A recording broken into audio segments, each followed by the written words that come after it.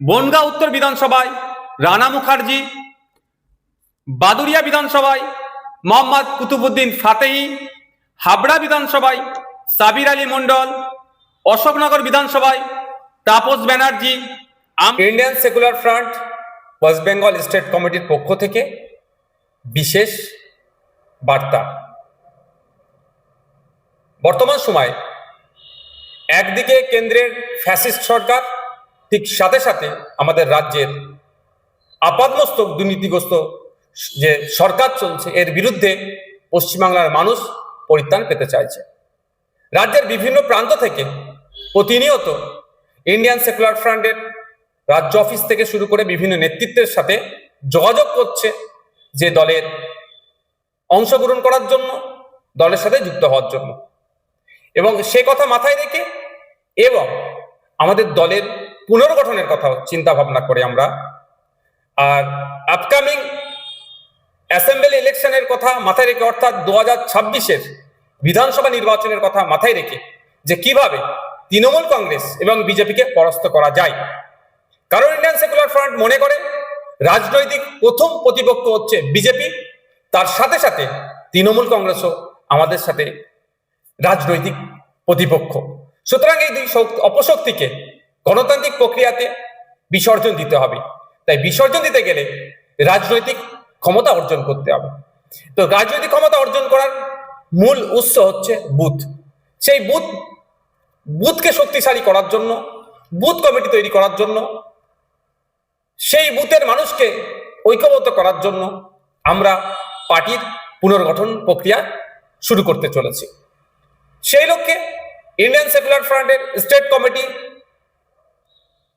বিভিন্ন আলোচনা, একাধিক আলোচনার পরিপ্রেক্ষিতে আজকে আমরা রাজ্যের বিভিন্ন জেলার বিভিন্ন বিধানসভার অবজারভারদের নাম ঘোষণা করছি। এই অবজারভারদের মাধ্যমে আমরা বুথ স্তর থেকে শুরু করে বিধানসভা স্তর পর্যন্ত পার্টির পুনর্গঠনের কাজ আমরা করব। যে পুনর্গঠনের মাধ্যমেই 2026-এ বিধানসভা নির্বাচনে আমরা গণতন্ত্রকে রক্ষার লড়াই, বিজেপি এবং তৃণমূলকে হারানোর লক্ষ্যে আমরা ঝাঁপিয়ে পড়ব। আমরা এখন রাজ্যের বিভিন্ন জেলার যে অবজারভার যারা আছেন তাদের নাম ঘোষণা করব। ইন্ডিয়ান সেকুলার ফ্রন্টের পক্ষ থেকে যে সমস্ত দায়িত্বশীল মানুষদের হাতে অবজারভারের দায়িত্ব বা পর্যবেক্ষকের দায়িত্ব আমরা অর্পণ করেছি, প্রাথমিক পর্যায়ে অর্থাৎ যারা দায়িত্ব নিয়ে এই কাজটি সম্পূর্ণ করবেন, প্রথম পর্যায়ের ঘোষণা আজকে আমরা করছি। খুবই তাড়াতাড়ি আমরা দ্বিতীয় পর্যায়ের বিধানসভার নাম, বিধানসভার নম্বর এবং সাথে সাথে কারা পর্যবেক্ষকের দায়িত্ব পালন করছেন সেটা আমরা ঘোষণা করব। আমরা প্রথম পর্যায়ের আজকে ঘোষণা করছি। কুচবিহার জেলার কুচবিহার দক্ষিণ বিধানসভার পর্যবেক্ষক হিসাবে আমরা মোহাম্মদ শাহিনুর হক ও বাপি আলমকে দায়িত্ব দিয়েছি। আলিপুরদুয়ার জেলার কালচিনি বিধানসভাতে আমরা রাকেশ তামাং, ফারিজুল ইসলাম দায়িত্ব দিয়েছি। জলপাইগুড়ি জেলাতে নাগরাকাটা বিধানসভার রাজচিক বড়াইককে আমরা দায়িত্ব তুলে দিচ্ছি। উত্তর দিনাজপুর জেলার করণদিঘি বিধানসভার অধ্যাপক বাপি সরেন ও আবু বক্কর সিদ্দিককে এই দায়িত্ব আমরা অর্পণ করছি। ইটাহার বিধানসভায় আনোয়ার হোসেন সাহেব এই দায়িত্ব পাচ্ছেন। মালদা জেলাতে চাঁচল বিধানসভায় মোহাম্মদ কামরুল হোসেন মুকুল, যার ডাক নাম, তার হাতে আমরা দায়িত্ব তুলে দিচ্ছি। মোথাবাড়ি বিধানসভার মোহাম্মদ আলী কালিমুল্লাহ সাহেব, সুজাপুর বিধানসভায় মোহাম্মদ কালিমুল্লাহ হক সাহেব। মুর্শিদাবাদ জেলায় যে সমস্ত বিধানসভার আমরা অবজারভার দিচ্ছি, ফারাক্কা বিধানসভায় আজমিরুল শেখ, সাগরদী বিধানসভায় সাইফুদ্দিন মন্ডল ও আব্দুর রাকিব, ভগবানগোলা বিধানসভায় হাবিব শেখ, রানীনগর বিধানসভায় আইনজীবী অলিউল ইসলাম সাহেব, মুর্শিদাবাদ বিধানসভায় রিন্টু শেখ, আজাদ শেখ, রেজিনগর বিধানসভায় গোলাম মোস্তফা, হরিয়ারপাড়া বিধানসভায় সনৎ কুমার শর্মা, রাশেদুল মন্ডল।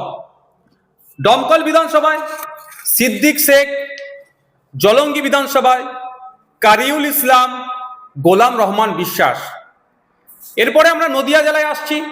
নদিয়া জেলার যে সমস্ত বিধানসভায় আমরা প্রথম পর্যায়ের অবজারভার নিয়োগ করছি তাদের নামগুলি হলো: করিমপুর বিধানসভায় অমিত চক্রবর্তী, যাকে পাপ্পু নামে পরিচিত যিনি;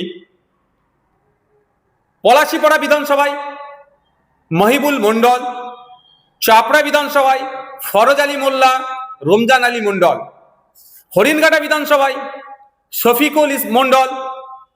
এরপরে আমরা আসছি উত্তর 24 পরগনা জেলার বাগদা বিধানসভায় বাকিবিল্লা মন্ডল; বনগাঁ উত্তর বিধানসভায় রানা মুখার্জি; বাদুরিয়া বিধানসভায় মোহাম্মদ কুতুবুদ্দিন ফাতেহি; হাবড়া বিধানসভায় সাবির আলী মন্ডল; অশোকনগর বিধানসভায় তাপস ব্যানার্জি; আমডাঙ্গা বিধানসভায় বিশ্বজিৎ মাইতি; মধ্যমগ্রাম বিধানসভায় আইনজীবী মোহাম্মদ জামির হোসেন; দেগঙ্গা বিধানসভায় শামসুর আলী মল্লিক; হাড়োয়া বিধানসভায় আইনজীবী পিয়ারুল ইসলাম সাহেব; সন্দেশখালী বিধানসভায় আইনজীবী পৃথিরাজ বিশ্বাস ও মফিজুল মোল্লা সাহেব; বসিরহাট উত্তর বিধানসভায় মোহাম্মদ মুসা কালিমুল্লাহ।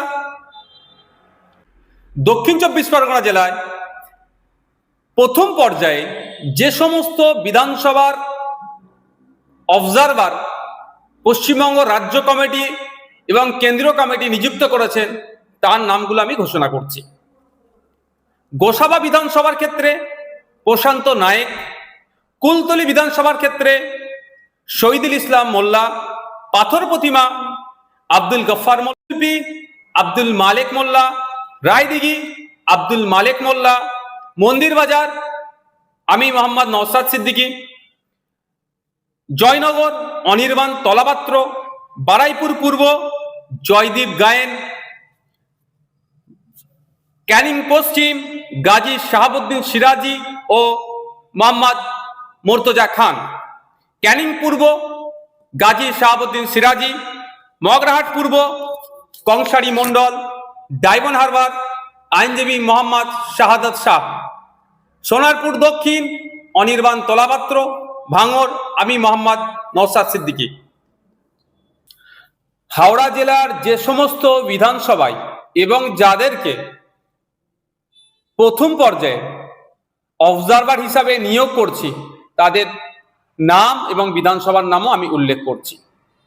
হাওড়া মধ্য বিধানসভায় নাসির খান; হাওড়া দক্ষিণ আইনজীবী শাহজাদা পারভেজ ও শেখ আব্দুল রাকিব; সাঁকরাইল শেখ নাজিম; পাঁচলা মুজিবুর রহমান; উলুবেড়িয়া পূর্ব নাসিরউদ্দিন মন্ডল; উলুবেড়িয়া উত্তর শেখ মোহাম্মদ ইকবাল; উলুবেড়িয়া দক্ষিণ আফতাব উদ্দিন মোল্লা; শ্যামপুর শেখ কামাল উদ্দিন; বাগনান তুষারেফ মল্লিক ডাকনাম মুজিবর; আমতা আমাদের নাসিরউদ্দিন মীর; জগৎবল্লভপুর নাসিরউদ্দিন মীর; ডোমজুর আইনজীবী শেখ সাবির আহমেদ।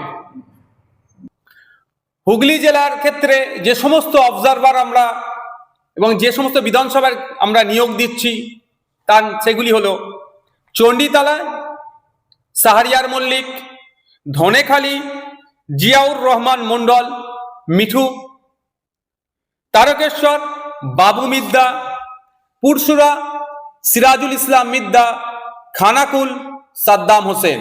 এছাড়াও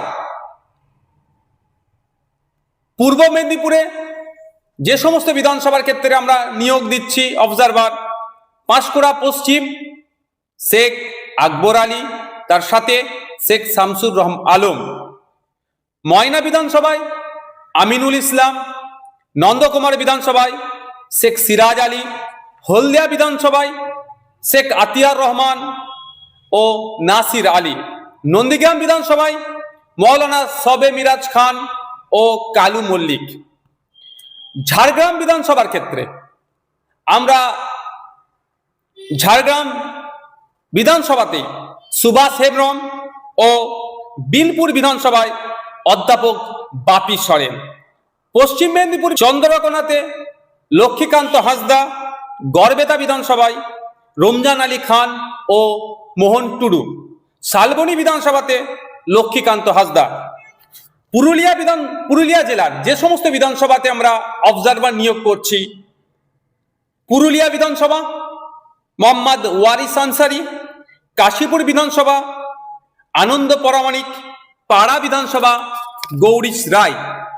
বাঁকুড়া জেলার আমরা এই প্রথম পর্যায়ে দুটি বিধানসভায় অবজারভার নিয়োগ করছি।